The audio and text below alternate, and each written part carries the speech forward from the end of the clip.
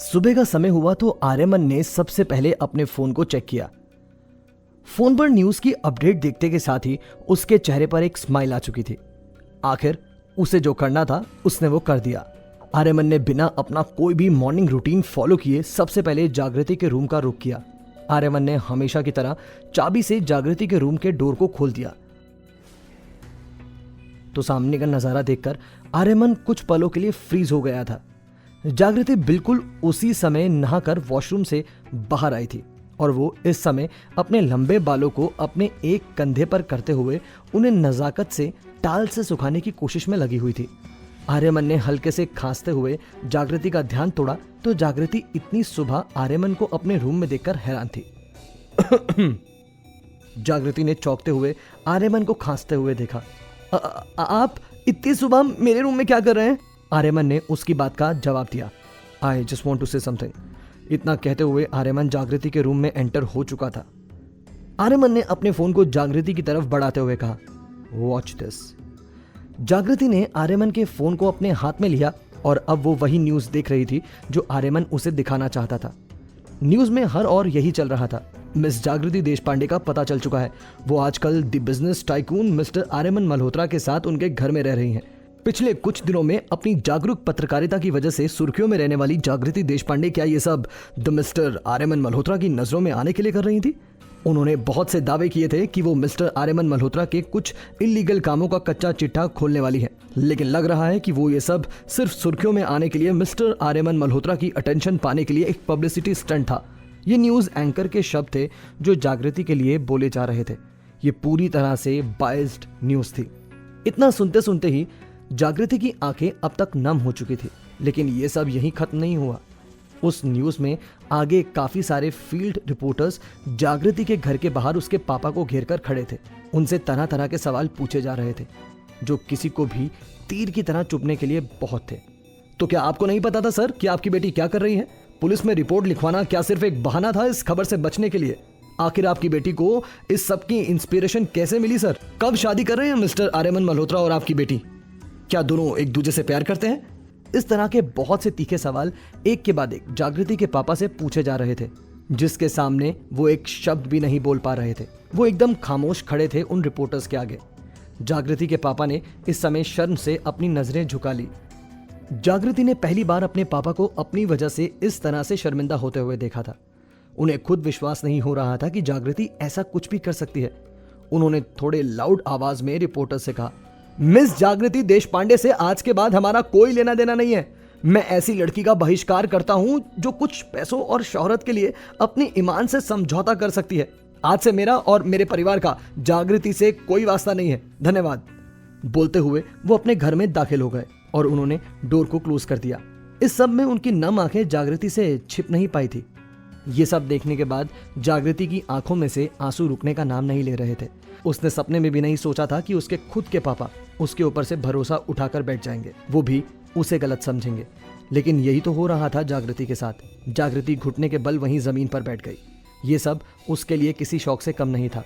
जागृति को ये सब एक बुरे सपने की तरह लग रहा था। आर्यमन की कैद में रहने से भी बुरा उसे ये लग रहा था। कैसे कैसे शब्द उसे अपने बारे में सुनने को मिले थे। आर्यमन के साथ उसका नाम जोड़ा जा रहा था।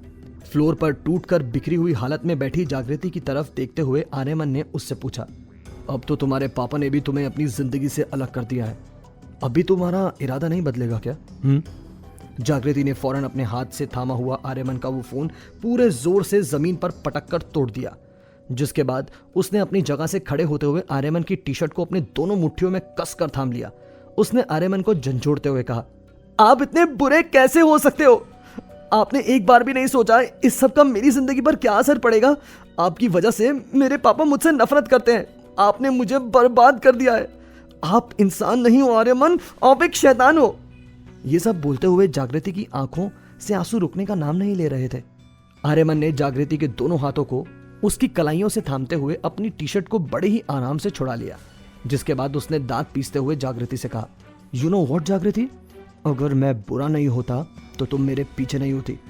बस यही गलती कर दी तुमने कि तुम मुझे चोट पहुंचाने की कोशिश कर रही थी। अब उसी चीज का एहसास मैं तुम्हें करवा रहा हूं। देखो कैसी कैसी बातें हो रही है तुम्हारे बारे में कि तुमने अपना ईमान बेच दिया। अब मुझे इन होठों से अगर कुछ सुनना है तो बस हाँ, उसके अलावा कुछ भी नहीं। अब तो तुम देख चुकी हो कि आर्यमन मल्होत्रा से पंगा लेना कहाँ तक पहुंचा सकता है तुम्हें। जागृति ने झटके से अपने दोनों हाथ छुड़ाते हुए आर्यमन को जवाब दिया। मेरा जवाब अभी भी ना है और ना ही रहेगा। आर्यमन की आंखों में अब गुस्सा उतर आया था। उसने जागृति को वार्न करते हुए कहा, अब आगे जो कुछ भी होगा उसके लिए तुम जिम्मेदार होगी। I am telling you. अब तक तो मैंने बहुत रियायत बरती है तुम्हारे ऊपर, लेकिन अब नो मर्सी। इतना कहते हुए आर्यमन जाने को ही हुआ था कि जागृति ने घबराते हुए उसके हाथ को पीछे से थाम लिया और उससे पूछा, अब क्या करने वाले हो तुम? आर्यमन गुस्से में पलटा और अपने हाथ को जागृति से छुड़ाते हुए उसने जागृति की बाजू को अपने एक हाथ से कसकर थामते हुए उसे जवाब दिया, ज्यादा कुछ नहीं। तुम्हारे पापा की वो प्यारी सी प्रिंटिंग प्रेस है ना, जिसमें वो रोज सुबह 4 बजे पहुंच जाते हैं, बस उसे आग लगाने वाला हूं।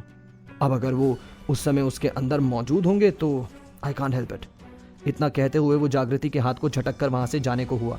जागृति के सुनते के साथ ही होश उड़ चुके थे।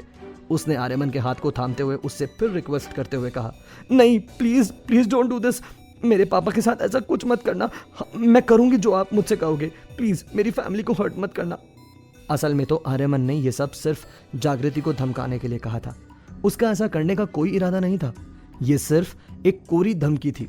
लेकिन जिस तरह की इमेज उसने जागृति की नजरों में बनाई थी, उससे जागृति के लिए उसकी इस बात पर भरोसा करना आसान था। उसे पता था कि आर्यमन एक बहुत ही खतरनाक शख्स है और जो कहता है वो कर भी सकता है। यही वजह बनी कि जागृति ने आर्यमन के सामने अपने घुटने टेक दिए। सिर्फ जागृति ही जानती थी कि उसने इस शादी के लिए हाँ अपने दिल पर पत्थर रखकर की थी, लेकिन अब वो अपने कदम वापस नहीं ले सकती थी। आर्यमन ने पलटते हुए जागृति को उसके कंधों से पकड़कर अपनी नजरों के सामने किया और आंखें झपकाते हुए कहा, कल हमारी शादी है। बस इतना कहते हुए आर्यमन ने जागृति के ऊपर से अपनी पकड़ लूज कर दी और वहां से बाहर आ गया। आर्यमन की एक धमकी और इस न्यूज ने सच में जागृति को अंदर तक हिला दिया था। आर्यमन को जितना खतरनाक वो समझती थी, वो उसके अंदाजे से 10 कदम आगे था। इतनी आसानी से वो हार जाए ये पॉसिबल नहीं है। क्या इतनी आसानी से हो जाएगी ये शादी, या जागृति इस सब से बचने के लिए कोई रास्ता निकाल ही लेगी? जानेंगे लव अरेस्ट के आगे के सफर में। Story exclusively available on our YouTube channel Canada मन।